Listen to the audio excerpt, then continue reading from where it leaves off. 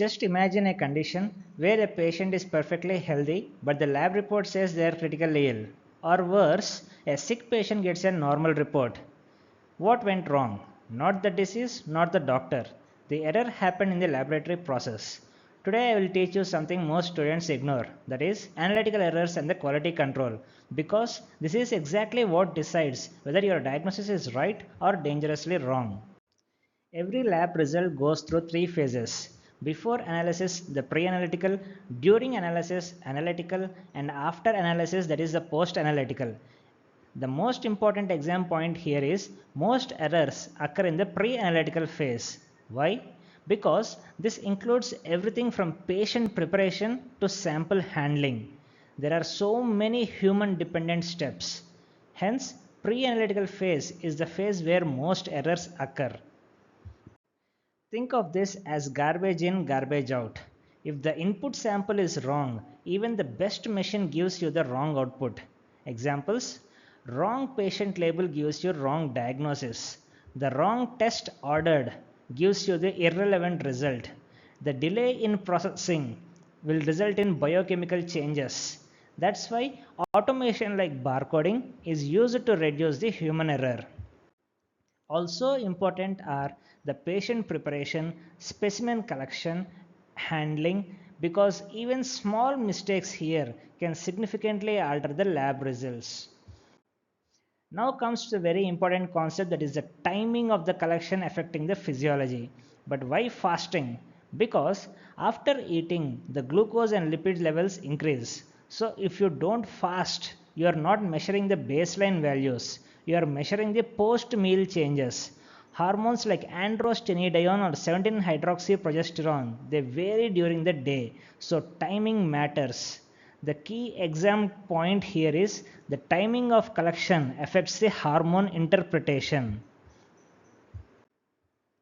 When a person stands up, the blood shifts downward. It reduces the plasma volume. This causes concentration changes and also stimulates the hormones like catecholamines, aldosterone, and renin. Coming to the potassium levels, why do the potassium levels increase? It is because of the muscle activity and the cellular shifts. So, the posture affects the lab values, which is why standard positioning is important before sample collection. Now, what about prolonged bed rest? The prolonged bed rest also changes body physiology. Fluid shifts reduces the plasma volume, increasing the hematocrit. The protein levels fall because of reduced synthesis and redistribution. Urinary excretion of several substances decreases, while minerals like calcium increase due to bone resorption. That's why immobilized patients show abnormal reports even without a disease. Now coming to exercise, exercise increases metabolism. Moderate exercise increases the lactate and pyruvate due to anaerobic metabolism. Strenuous exercise increases the stress hormones like cortisol. Athletes show long-term adaptations like increased muscle enzymes and improved lipid profile. So, physical activity can significantly alter the lab results. Always ask, was the patient resting or exercising before interpreting these lab results. Now coming to the biological variations. Many hormones follow a biological clock. For example, cortisol peaks in the morning and is lowest at the night. Growth hormone peaks during sleep. Renin and aldosterone, they vary with posture and time. So, a normal value at a wrong time of collection gives you false interpretation. The diet directly influences the lab values.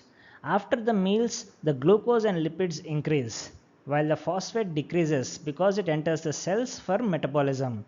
The high protein diet increases the urea levels, and high fat diet increases the triglycerides. Caffeine and alcohol also alter the hormone levels. That is why the fasting samples are preferred for most biochemical tests. The decrease in the phosphate is seen because during the postprandial state, since the phosphate enters the cells for metabolizing the glucose. Some factors cannot be controlled. Those are called as the non-controllable variables, non-controllable factors. Examples are age, gender, pregnancy, stress, and diseases. All these influence the lab values. That's why we have different reference ranges for children, adults, and elderly.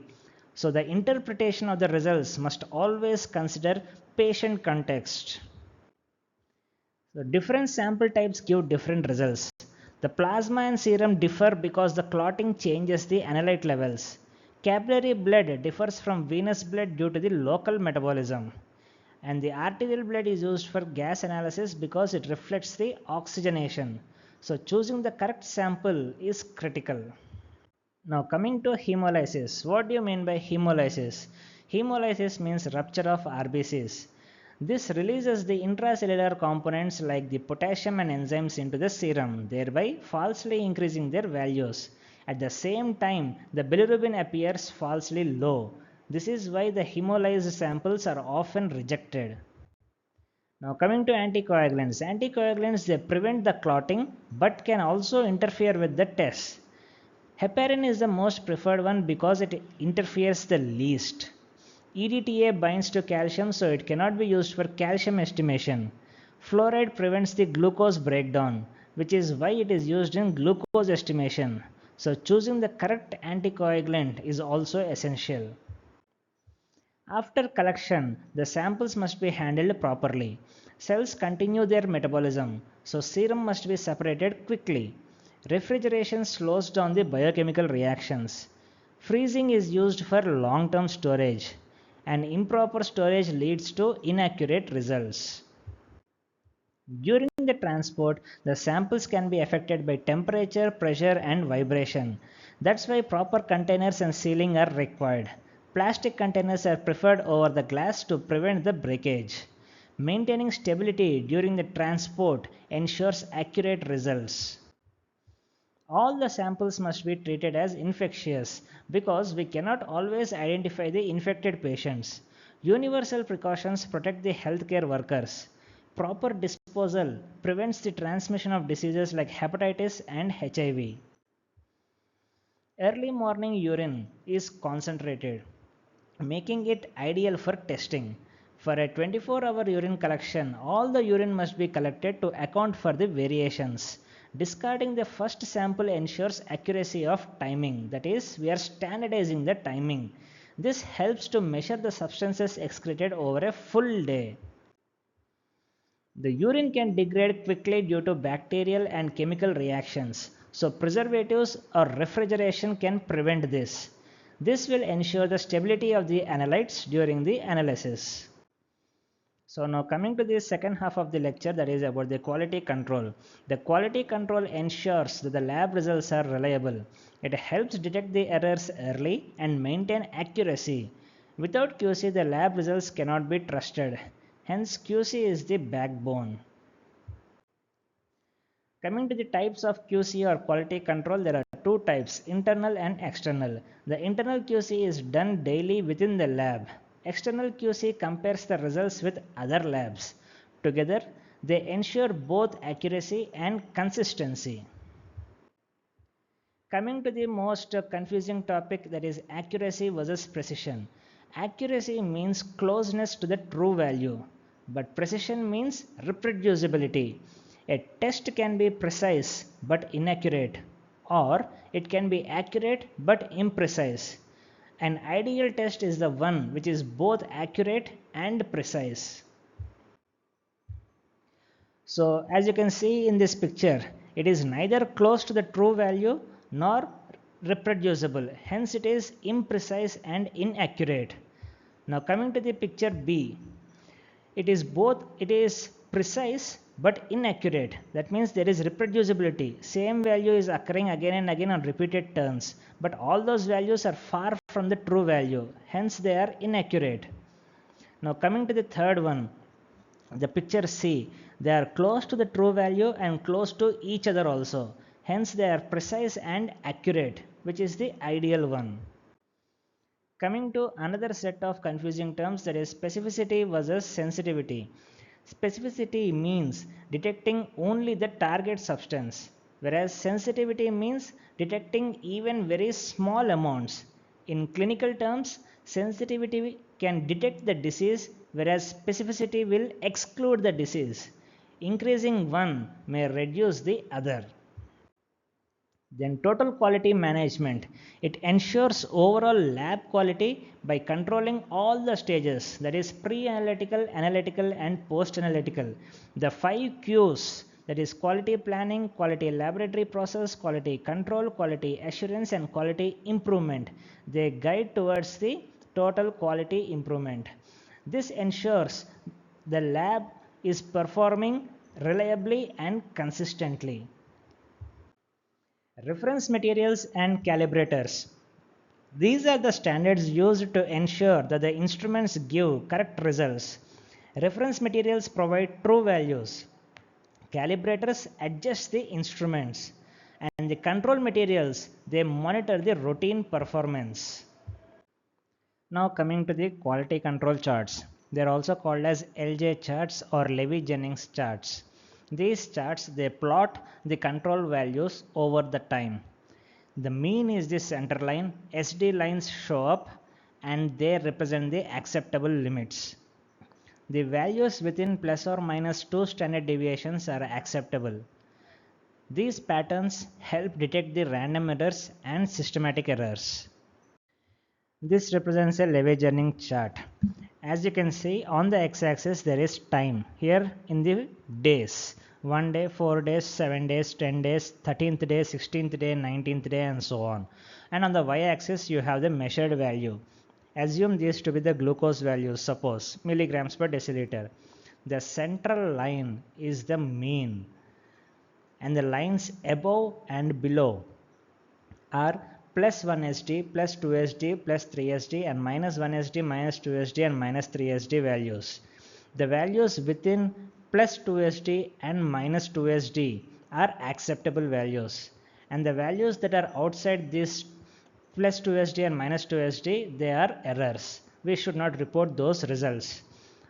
These patterns, as you can see here, a pattern is present because of the multiple values on multiple days and so on.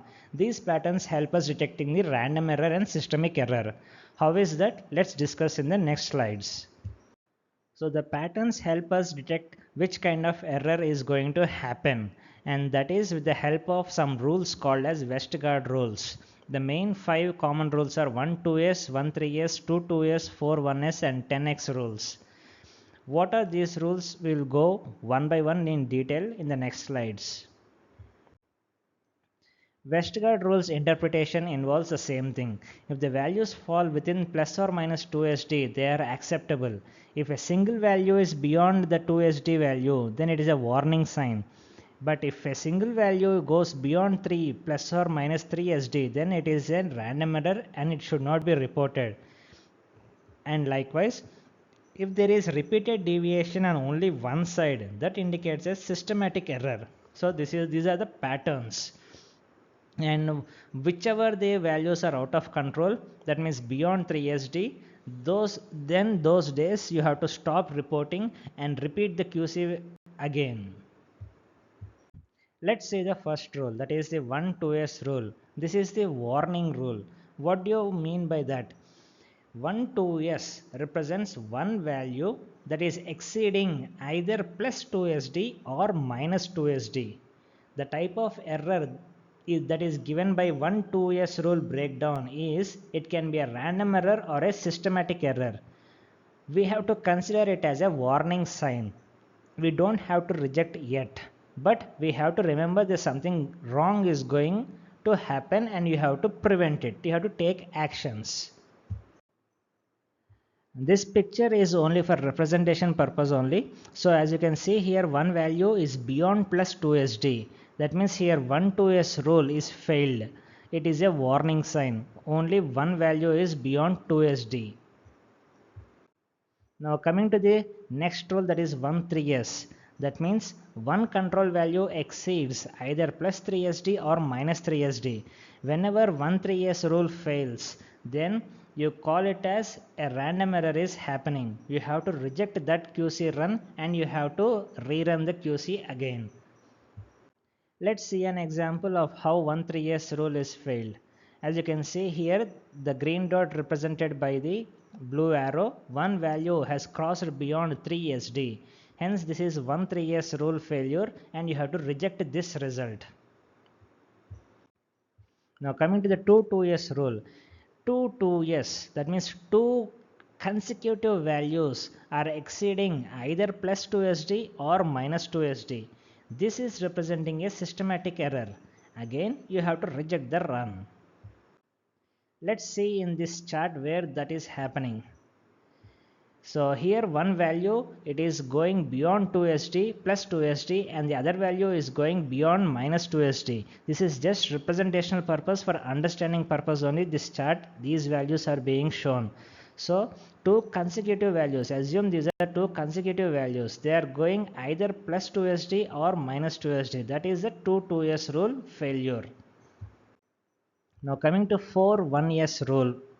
4 1S rule means when there are 4 consecutive values that exceed plus 1 SD or minus 1 SD. This also indicates a systematic error and you have to reject the run. Now let's see an example here. These 4 dots, assume these 4 dots to be consecutive values. Assume there is a pattern here. Forget about the upper line. Just see these 4 dots only. Here these 4 dots consecutively measured, they are beyond the minus 1 SD line. So 4 1S rule has failed. So it is a systematic error is happening. You have to make corrections and rerun the QC. Now coming to the 10x rule, the last rule, it means the 10 consecutive values are on the same side of the mean. It is also a rejection rule indicating a shift or a systematic error happening. So let's see where are those 10 values. Ignore the green line above, just concentrate on these blue dots. Assume there is a line here joining each of these values, then you can see a pattern. But more than that, here 10 values are on the same side of the mean. Therefore, you can reject this rule by saying 10x rule has failed. Now what is EQAS? External Quality Assessment. This compares the performance between different laboratories. EQAS ensures long-term accuracy and standardization. Now accreditation. Accreditation ensures that the labs follow the standard protocols. The bodies like NABL ensure reliability and quality. Lab workers often face chemical hazards and biological hazards. Safety measures like personal protective equipment PPE or fume hoods and biosafety cabinets usually protect them. Different grades are used based on purity. Clinical labs use analytical grade reagents. Higher grades are used for advanced techniques. Next, laboratory waste management. A proper disposal prevents environmental and health hazards. Segregation, sterilization, and incineration are key steps in the laboratory waste management. If you have understood this topic properly, you now know something that most students skip. Not just what the result is, but why the result can be wrong. And that is what separates an average student from a clinically safe doctor. If you found this useful, make sure to revise this once because this topic is small but extremely high yield.